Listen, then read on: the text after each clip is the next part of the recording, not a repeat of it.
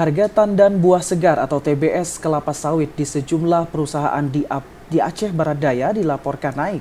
Harga pembelian TBS kelapa sawit untuk hari ini berkisar Rp1.970 per kilogram hingga Rp1.989 per kilogram. Berikut informasi selengkapnya.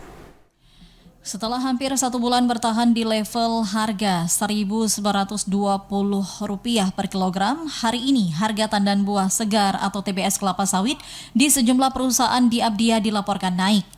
Salah seorang supplier TBS kelapa sawit di Abdia saat menyebutkan harga pembelian TBS kelapa sawit di PT Samira mulai tanggal 26 Agustus 2023 hari ini Rp1.970 per kilogram, sedangkan di PT Monjambe harga pembeliannya mencapai Rp1.989 per kilogram. Harga ini sudah cukup baik dibandingkan dengan beberapa bulan terakhir.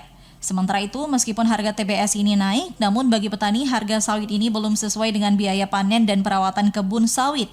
Pasalnya, saat ini biaya panen naik serta pupuk yang semakin mahal. Petani berharap semua dinas pertanian dan juga perkebunan kabupaten kota dapat sungguh-sungguh mengawasi pembelian harga TBS agar petani juga mendapatkan harga beli TBS yang adil dan proporsional dengan perkembangan atau dinamika harga tender CPO. Tim Liputan TVRI Aceh melaporkan.